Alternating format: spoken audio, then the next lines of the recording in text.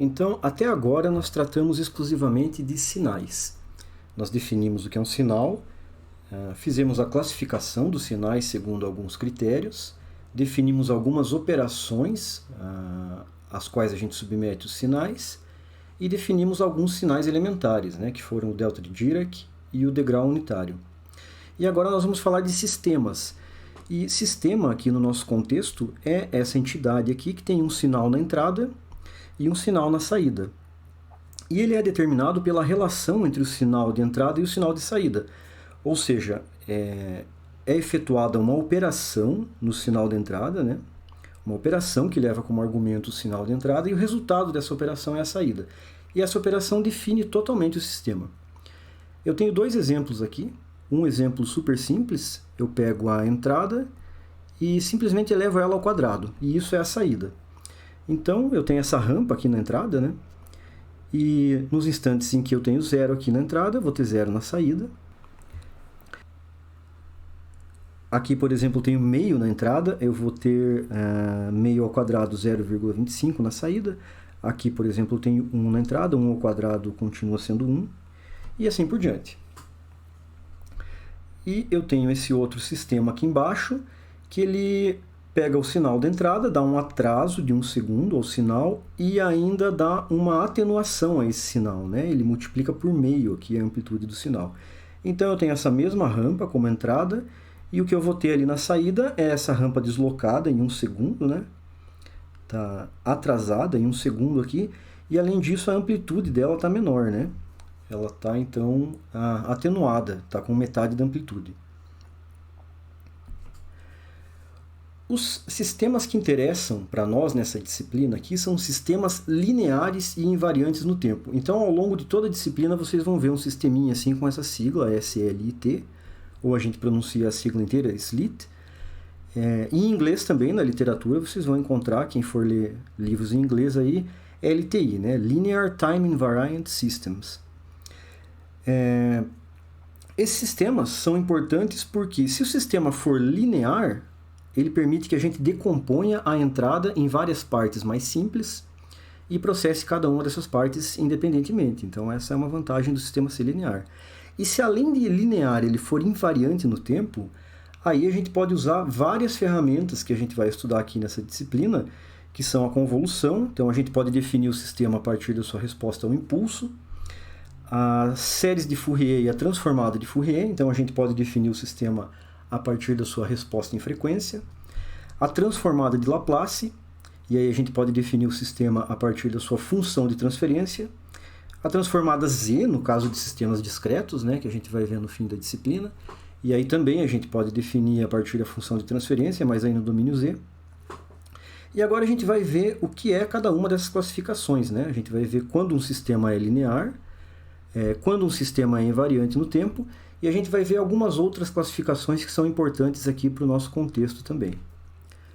Bom, vamos começar com a linearidade. Então, um sistema é linear quando ele satisfaz o princípio da superposição. E esse conceito já foi estudado por vocês, provavelmente, em outras disciplinas, aí, álgebra linear, cálculo. Se eu tenho uma entrada conhecida aqui, x1, e essa entrada gera uma saída conhecida, y1, e aí uma outra entrada, x2, gera uma outra saída, y2, se eu somar essas duas entradas aqui, o resultado tem que ser a soma das duas saídas conhecidas, para o sistema ser linear, né? Então, se o sistema é linear, isso aqui vai ser verdadeiro, e vice-versa. E se eu somar também as entradas multiplicadas por constantes K1 e K2 aqui, as saídas vão ser aquelas mesmas, né, multiplicadas pelas mesmas constantes K1 e K2 e somadas. Então, quando o sistema respeita essa regra aqui, ele é linear, essa regra é o princípio da superposição, senão ele é não linear. E eu tenho um primeiro exemplo aqui.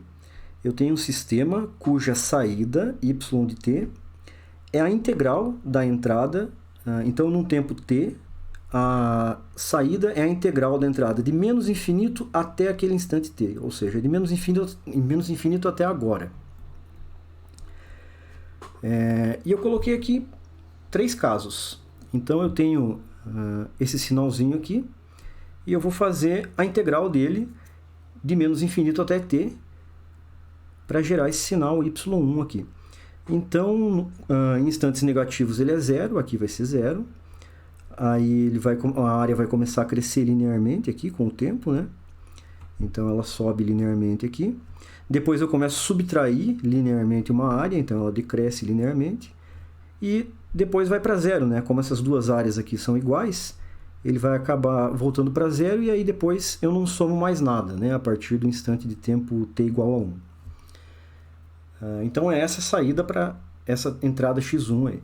E aí eu tenho essa outra entrada x2, que é um retângulo, né? Uma janela entre 0 e 1,5. E é uma janela de amplitude 1. Então aqui também eu vou somando linearmente uma área, né? Conforme eu vou aumentando o t como limite de integração. E está aqui a soma linear da área. Quando chega lá em 1,5, ele para de somar. Se esse sistema é linear, então quando eu somo essas duas entradas aqui, e elas estão somadas compondo essa terceira entrada, o resultado tem que ser a soma dessas duas saídas aqui. E realmente isso é verdade, né? Se vocês somarem essas duas saídas aqui, vocês vão encontrar esse último gráfico ali. Então, é isso que acontece quando o sistema é linear. Conhecendo a saída para uma entrada x1 e conhecendo a saída para uma entrada x2, eu conheço a saída para qualquer composição dessas duas entradas, qualquer composição linear.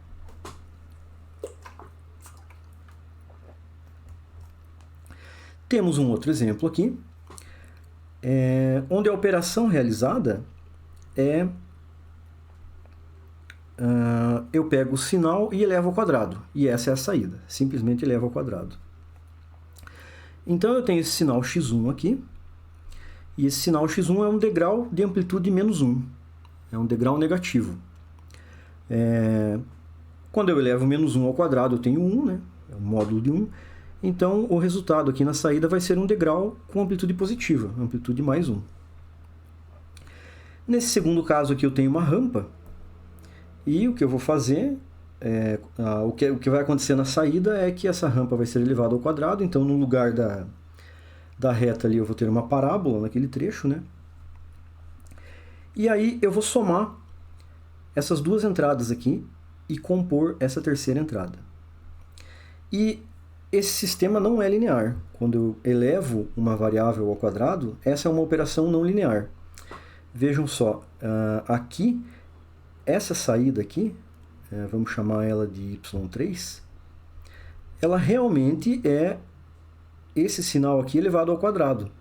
Porém, ela não é a soma desses dois sinais, né? Isso aqui é diferente da soma dos dois sinais. Porque o quadrado é uma operação não linear. Conhecendo a operação que define um sistema, eu posso testar essa operação para o princípio da superposição. Então, por exemplo, aqui eu tenho um sistema cuja saída vai ser a entrada mais a constante 3. Então, uma determinada entrada x1 de t, ela vai gerar uma saída y1 que é igual a x1 de t mais 3. Uma entrada x2 de t vai gerar a saída x2 de t mais 3. E aí, se eu somar essas entradas x1 e x2 ponderadas por constantes k1 e k2, o que eu vou ter na saída é isso aqui, que é a minha entrada, mais 3, né?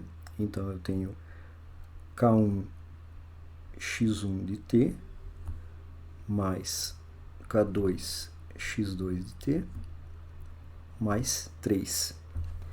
E agora eu tenho que verificar se essa expressão aqui é igual à soma daquelas saídas conhecidas multiplicadas por aquelas mesmas constantes k1 e k2. Então está aqui embaixo a expressão, né? Eu tenho k1 vezes y1 de t. Eu vou pegar o y1 dessa definição aqui, né? Então eu tenho k1 vezes x1 de t mais 3. Mais k2y2 de t, e eu vou pegar a definição do y2 daqui. Então, é o k2 vezes x2 de t mais 3. E agora eu distribuo aqui, né? Então eu tenho K1 x1 de t mais 3K1 mais K2 x2 de t mais 3K2, que é diferente dessa expressão aqui de cima, né? Ou seja, quando eu coloco x1 na entrada do sistema, eu obtenho y1. Quando eu coloco x2, eu obtenho y2.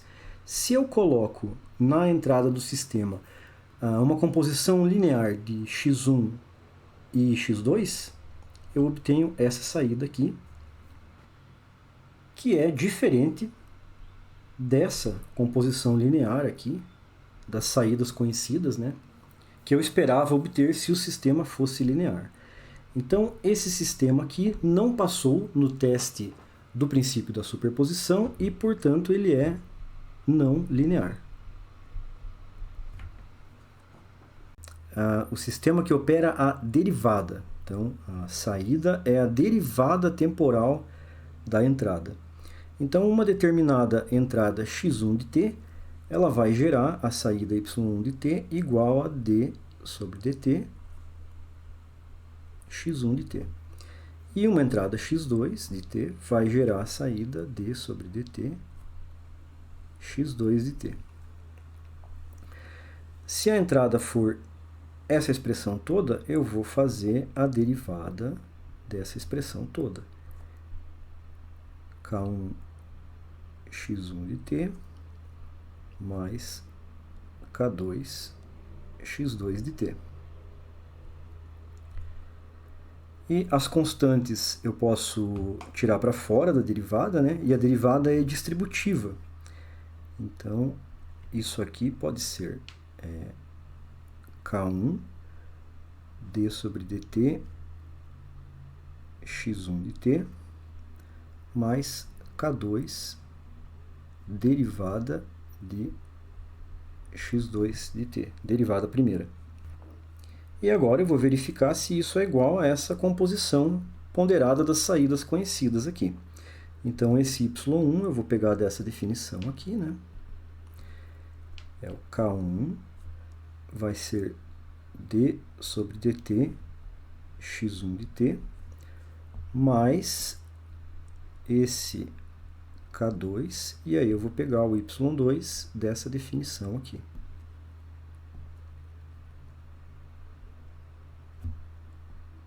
É a derivada primeira do x2 de t.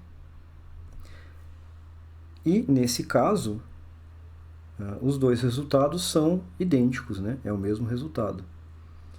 Então, se eu coloco uma soma ponderada de componentes conhecidas na entrada, de sinais conhecidos, x1 e x2, eu obtenho como saída uma soma ponderada das saídas correspondentes lá, né, do y1 e do y2 correspondentes. Então, esse sistema aqui respeita o princípio da superposição e ele é, portanto, um sistema linear.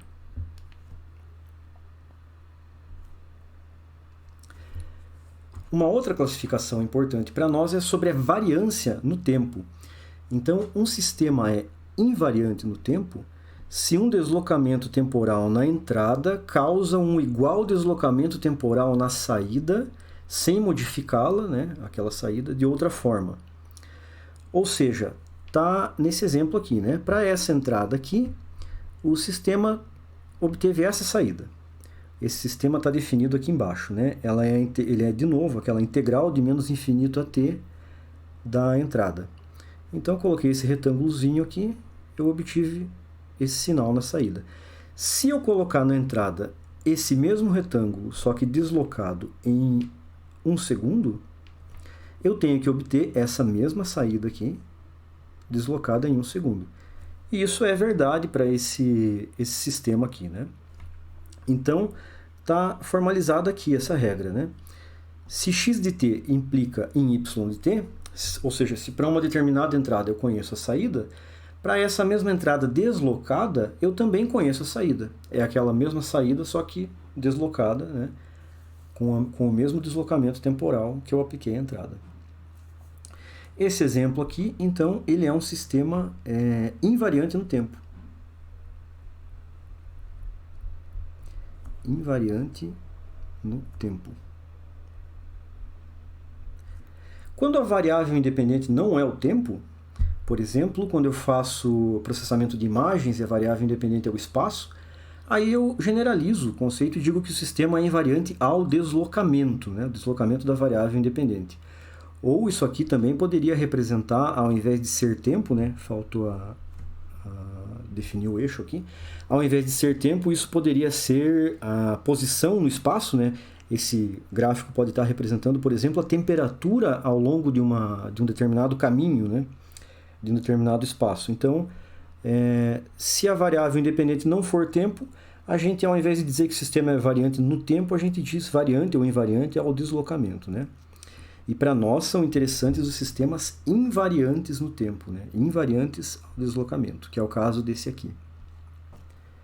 Eu tenho como exemplo aqui esse sinal que é uma janela unitária, né? De largura meio segundo aqui, então ele tem valor unitário de 0 a 1 segundo e está multiplicando o cosseno de t, né? Então, eu posso fazer a envoltória aqui desse sinal que multiplica a entrada para determinar qual vai ser a saída, né? Então, vai ser, nos instantes de tempo em que isso aqui é 1, vai ser a própria envoltória, e quando é 0, vai ser 0, né? E se eu deslocar essa entrada em 1 segundo aqui, como nesse exemplo aqui embaixo, a entrada continua sendo aquela janela de meio segundo, porém deslocada, né? Então é o x de t menos 1. Eu vou pegar essa janela ali e multiplicar por aquela mesma envoltória, né? Essa é a operação que define esse sistema. Eu multiplico pelo cosseno de t. E vejam que eu estou multiplicando pelo cosseno de t em outro trecho e vai dar um resultado diferente, né? Então, como esse sistema é definido pela multiplicação por uma função no tempo, esse sistema é variante no tempo. Então, esse aqui é variante no tempo.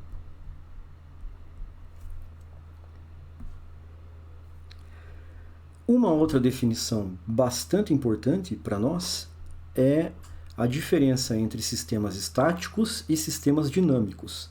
Sistemas estáticos a gente chama de sistema sem memória também. O que é um sistema estático?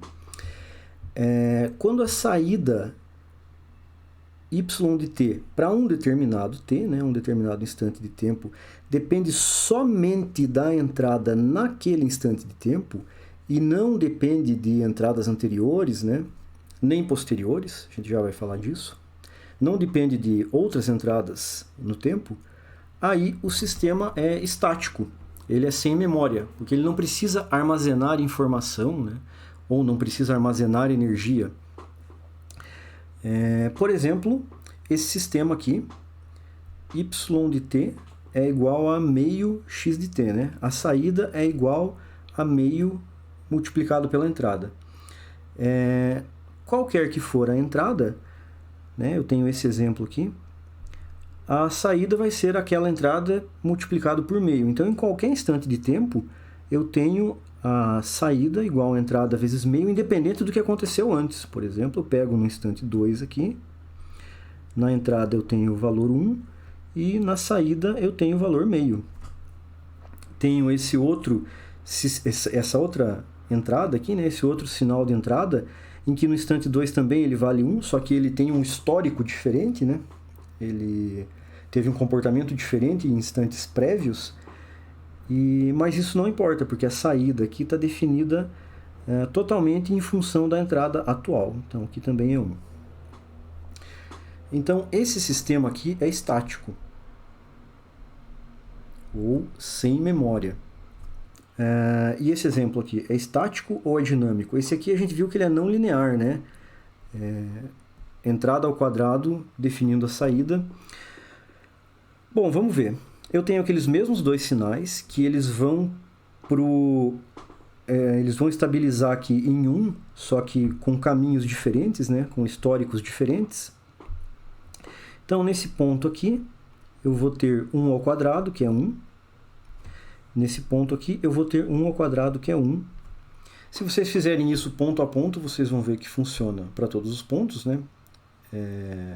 Onde for igual, onde a entrada for igual, a saída vai ser igual, porque esse sinal não depende de instantes anteriores também, né? Esse aqui também é um sistema estático. Então, embora seja um sistema não linear, que não é o objeto do estudo aqui dessa disciplina, ele é sim um sistema estático. Vamos ver esse outro exemplo aqui. Aqui eu tenho a saída sendo definida como a integral da entrada, né? Desde menos infinito até agora, né? Até o instante t. Desde menos infinito até o instante t. Então, todo o histórico anterior do sinal importa, né? Aqui eu estou fazendo a integral, então eu estou vendo graficamente, né? Seria a área acumulada aqui embaixo do gráfico. Então, para esse instante de tempo t igual a 2 aqui, eu tenho toda essa área aqui, né? E nesse caso aqui, a área que eu tenho é outra, né? Eu tenho essa outra área aqui que vai ser menor do que aquela primeira. Então, embora no instante de tempo t igual a 2, esses dois sinais tenham o mesmo valor, as saídas vão ser distintas, né? Aqui eu tenho 2,5 e aqui eu tenho algo um pouco maior do que 1. Porque toda a integral do sinal anterior ao instante de tempo t conta, né? Faz parte, compõe a saída. Então, esse aqui é um exemplo de um sistema dinâmico, ou com memória, né? Esse aqui é um sistema dinâmico.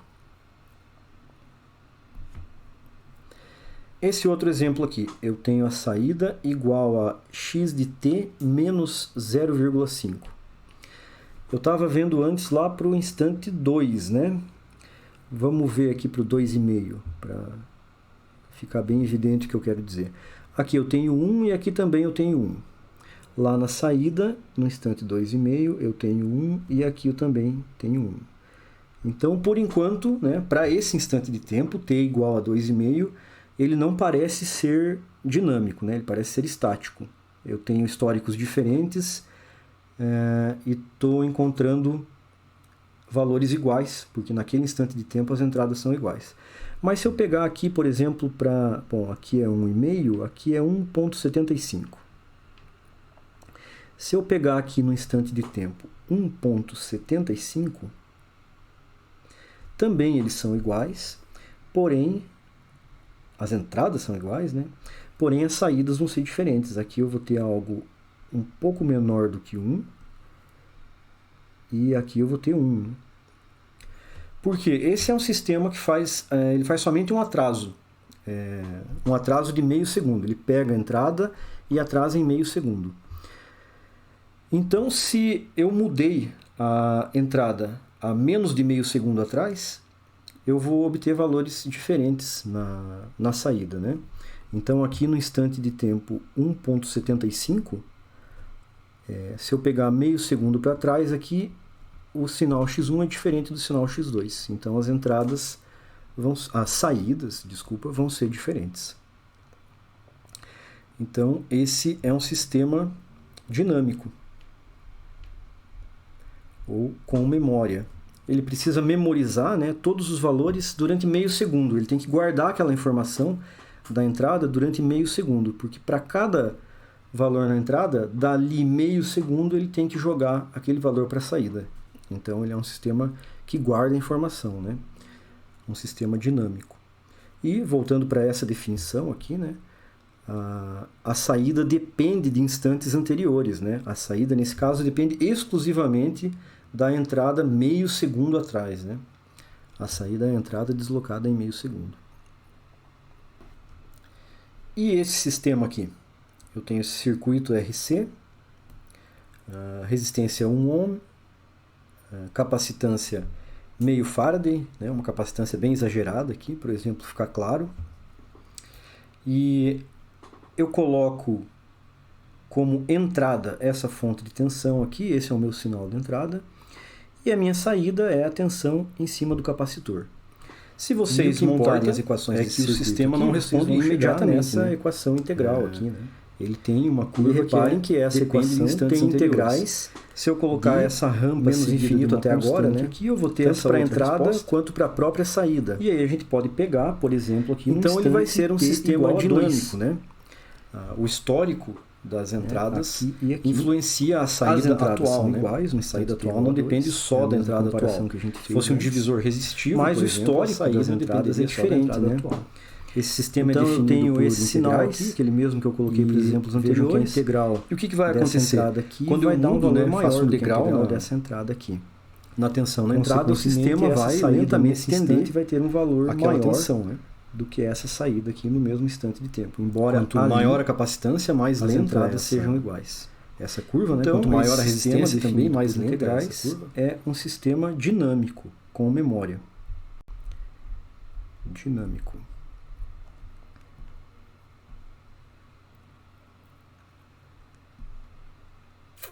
E esse sistema aqui? Esse é um sistema de média móvel, né?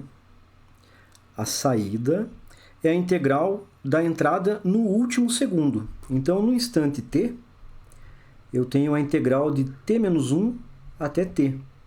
Então, eu sempre tenho na saída a média da entrada no último segundo, né? No último 1 segundo. Então, para essa entrada aqui, eu tenho essa saída. E para essa entrada aqui eu tenho essa saída.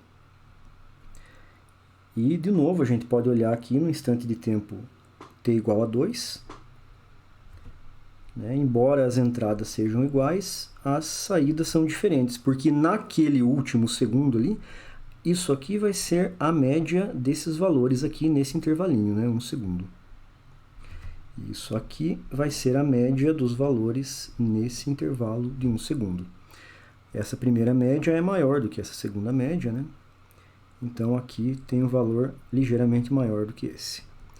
Então, o sistema de média móvel também é definido por integral. Se a integral não é definida num intervalo infinitesimal, a saída, o sistema vai ser dinâmico, né? Então, esse é um sistema dinâmico com memória.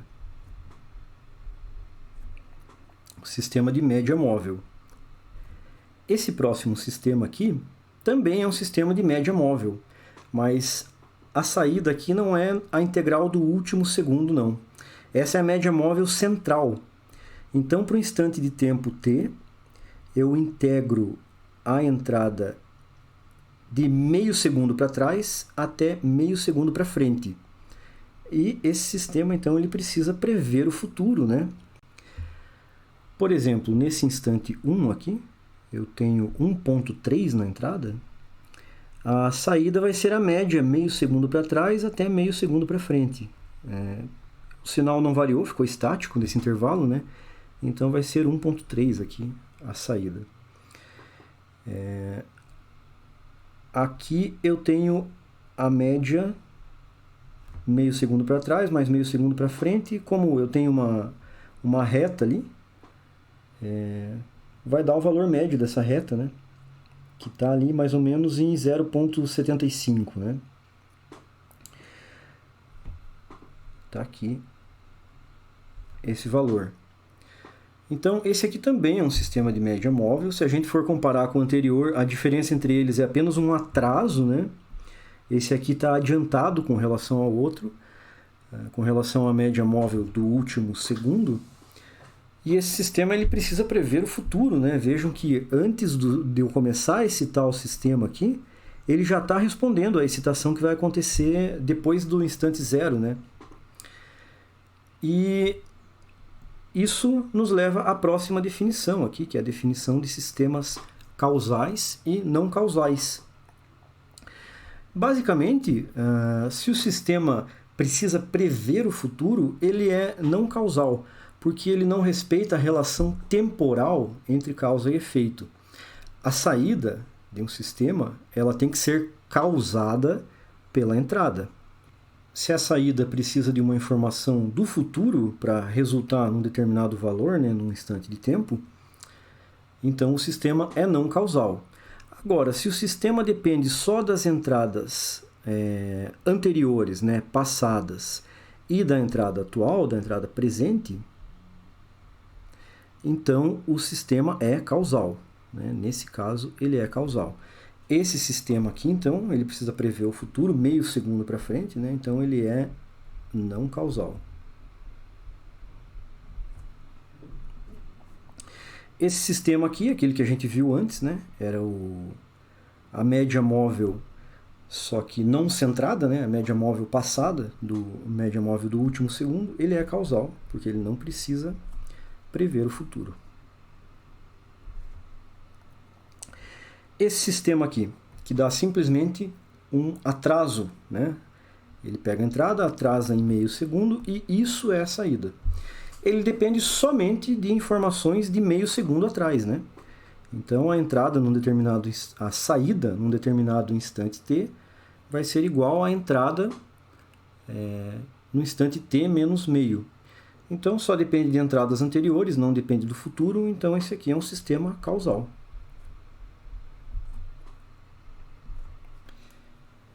E o último critério, segundo o qual nós vamos classificar os nossos sistemas, é com relação à estabilidade.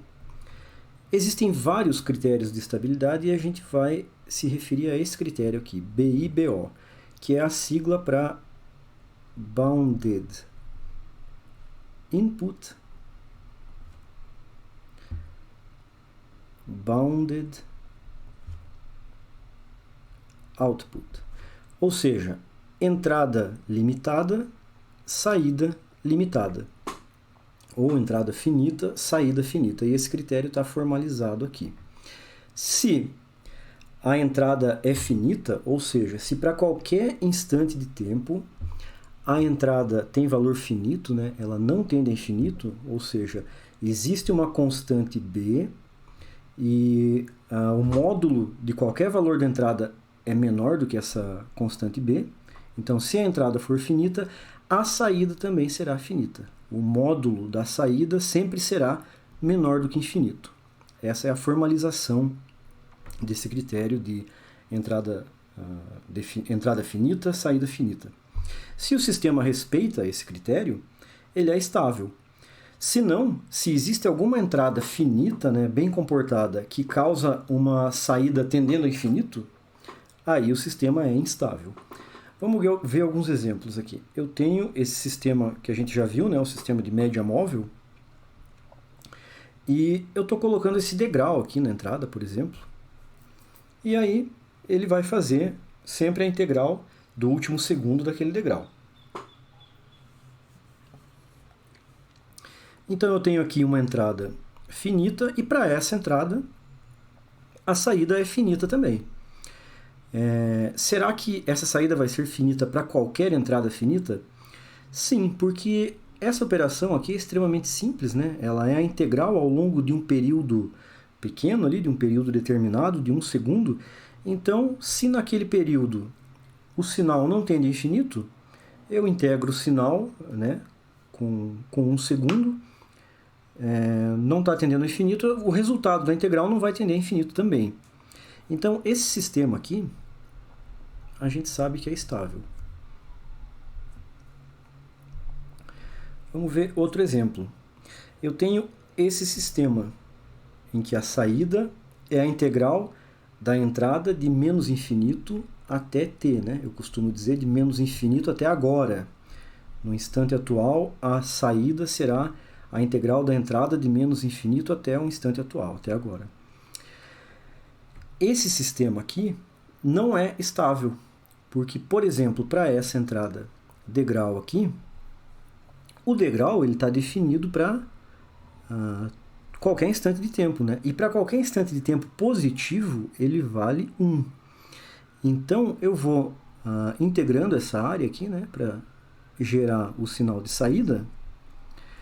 E quando o tempo tende a infinito, né, com o tempo tendendo a infinito, essa saída aqui também vai tender a infinito. Então, o y de t também vai tender a infinito, quando o tempo tende a infinito.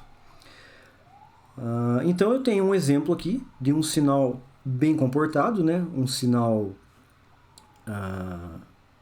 finito, e que gera como saída um sinal que tem valor infinito para um instante de tempo bem específico, né, que é quando o tempo tende a infinito. Então esse sistema é instável.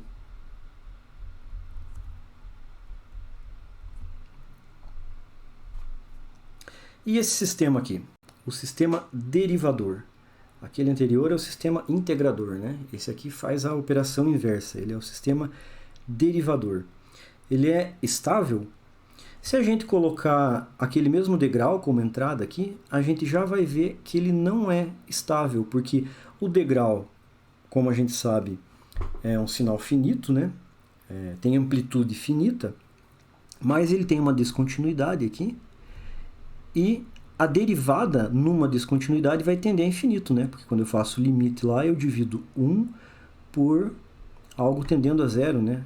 Eu divido 1 por algo infinitesimal, o resultado dessa divisão tende a infinito, e a gente já sabe que a derivada do degrau é o delta de Dirac, né? Quem assistiu a aula lá de delta de Dirac já sabe que a derivada do degrau é o delta de Dirac. E o delta de Dirac está tendendo ao infinito aqui em zero, então ele não é um sinal limitado, né? Não é um sinal finito. Então eu tenho aqui, nesse caso, um sinal finito na entrada e a saída para esse sinal não é finita, não é limitada. Então esse sistema não é estável de acordo com esse critério aqui. Então esse é um sistema instável. Mas reparem que a saída dele tende a infinito, né? Tem um valor tendendo a infinito, mas não para qualquer entrada. Para uma entrada que não contenha descontinuidades, por exemplo, essa entrada aqui, eu vou integrar, né? Eu vou derivar esse sinal. A derivada aqui vai ser bem comportada, né? Porque esse sinal não tem descontinuidades, né? Esse x2 de t não tem descontinuidades, então ele vai gerar uma saída y2 de t que em momento nenhum tende a infinito.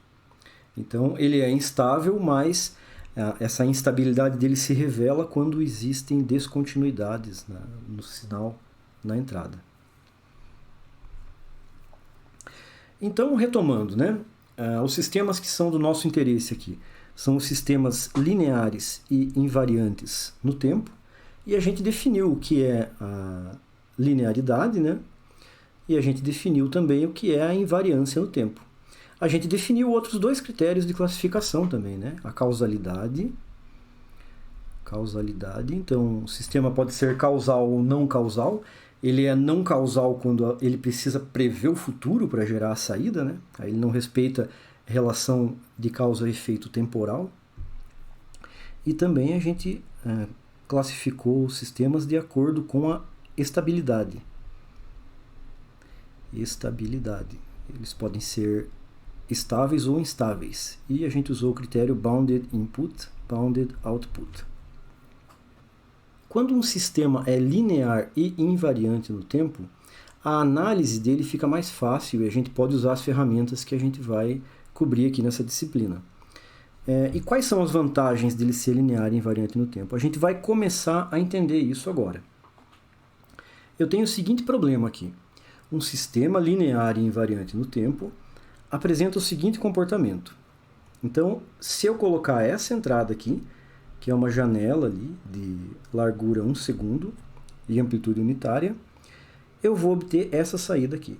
Isso é tudo que eu sei sobre o sistema. Eu tenho essa saída também de amplitude unitária, porém de largura 3 segundos. Isso é o que eu sei sobre o sistema. Só conheço a saída para esta entrada.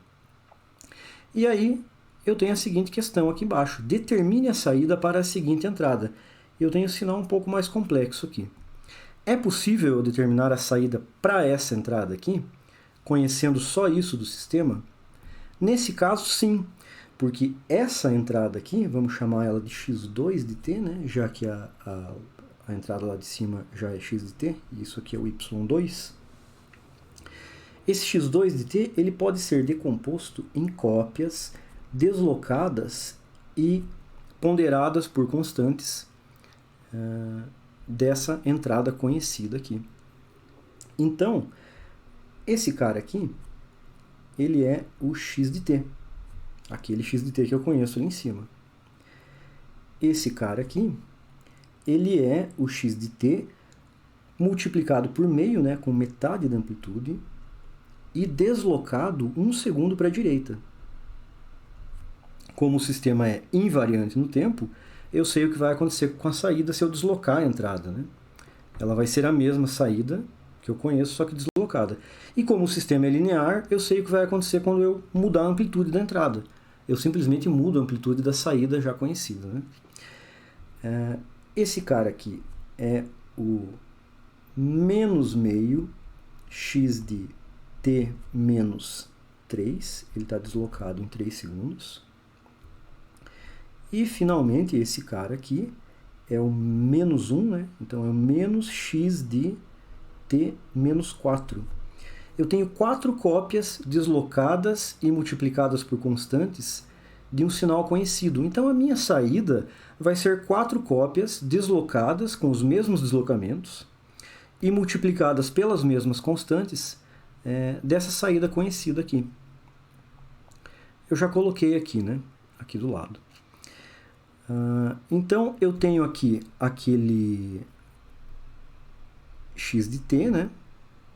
Aqui eu tenho aquele meio x de t menos 1. Aqui o menos meio x de t menos 3. E aqui o menos x de t menos 4. Lembrem-se que isso só é possível porque esse sinal aqui é uma combinação de cópias desse aqui, né? Para essa entrada aqui eu vou obter essa saída e assim por diante, né? Os 4 casos aqui eu vou simplesmente deslocando e ponderando aquela saída que eu já conheço. E aí esse sinal aqui é uma soma desses 4 sinais, né? E pelo princípio da superposição, o resultado aqui, a saída, vai ser uma soma dessas 4 saídas conhecidas. Então, eu vou obter aqui na saída, como ele está segmentado ali, né, em instantes de tempo inteiros, vai ficar fácil a gente montar o gráfico aqui.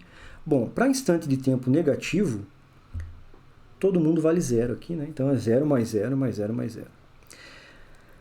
Para instantes de tempo entre 0 e 1, o que acontece? Aqui eu tenho 1 mais 0 mais 0 mais 0. Então, nesse intervalo aqui, o sinal na saída vale 1.